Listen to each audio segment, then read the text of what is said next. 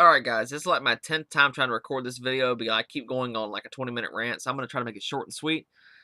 Destiny 2 released Season of the Drifter yesterday, / Season of the Joker's Wild, Gambit, whatever it is. It's horrible. It's really, really bad. The general consensus seems to be that most players hate it. If you go on the forums, 90% of people hate it. Astacross appears to not like it. Dado appears to not like it. Rick Caucus is blowing the game like it's his job. So, of course, he likes it. The dude just made an 18-minute video on how to win more in Gambit Prime and referred to people as hardcore Gambit Prime players. Game's been out for 2 days. Pump your brakes, buddy. It's really not that great. And the only official way to win is to actually not nerf our weapons. If you look in any Gambit match, you will do base damage for the game. Say if a gun does 45 damage to the head as a white weapon when you first get the game, or just 45 damage to the chest. You are doing 45 damage in Gambit. You do base damage. They put everyone on an even playing field. There was a 540 playing in my game earlier. A 540. He was part of a party. I don't know how he got in. Apparently, he was doing well enough because they kept letting him invade, and the dude was one-shotting me with a sniper rifle to the chest.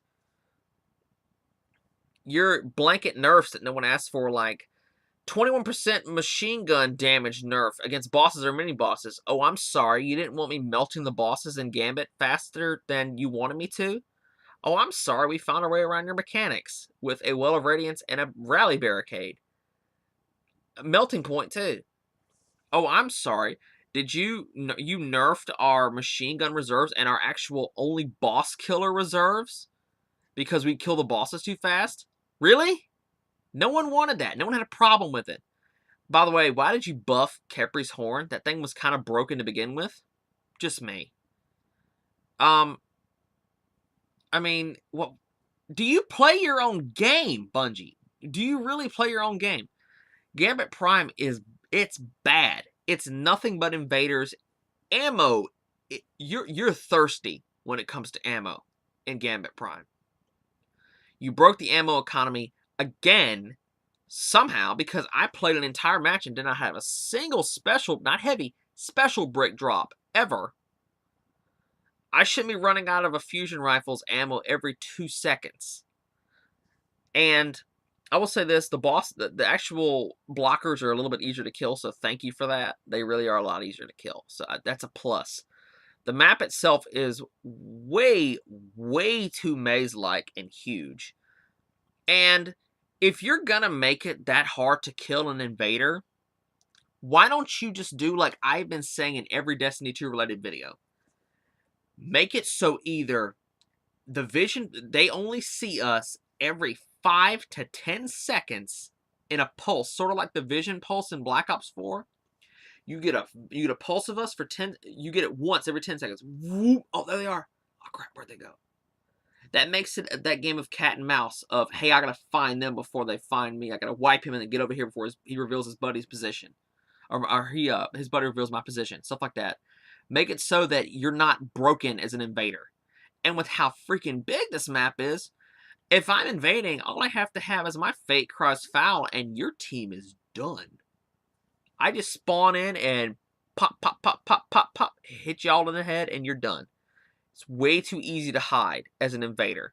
You should at least mark them on the map when they first come in. But there is a little something I've noticed. Whenever an invader comes in, wherever he's ran, there's a red smoky trail on the ground.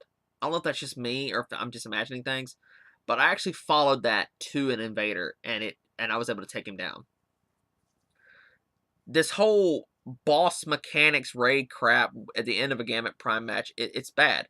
And why is it that these matches last longer than a standard Gambit match does? I used to be able to complete a standard Gambit match in like maybe 10 minutes.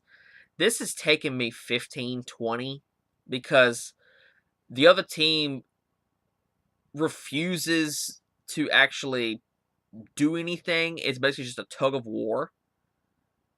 And I shouldn't be getting invaded 20 plus times. As soon as someone's out, there's an enemy blocker inbound. Oh, and then right back out. And by the way, I giggle whenever I've seen that cutscene. Dredging, it's been a long time. Oh, I go by Drifter now. That whole thing, no one cares, man. This DLC is whack. Weapons are all reskins and reused assets. The Recluse is literally just a foggy notion with a slightly different sight and a different muzzle on it. The actual bug out bag is literally just the Ikilos SMG with a slight modification to it.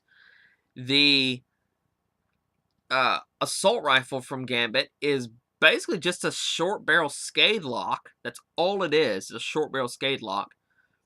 I mean, no one asked for this stuff, man. We kind of let me rephrase. We kind of did, but we wanted new weapons. New weapons. Not reused assets. You guys are a billion-dollar company. You know how many creative minds you have under your collective roofs at Bungie. People would run wild if you allowed us to have more realistic weapons in the game. Or just completely different models. Like, take something unique. Even though I wasn't the biggest fan of it, the No Land Beyond in Destiny 1. That was a unique weapon, right? It was literally an anti-tank rifle. There was only one gun like that in the game. Why not do something like that? The Kvostov. It was basically a relic weapon. And you brought it back because people loved the gun so much. And even the white version slayed in Crucible in year 1. I used to use it. It was fine. And I used it in year 2 and year 3. And it slapped because of the auto rifle buff. Why not make relic weapons like that?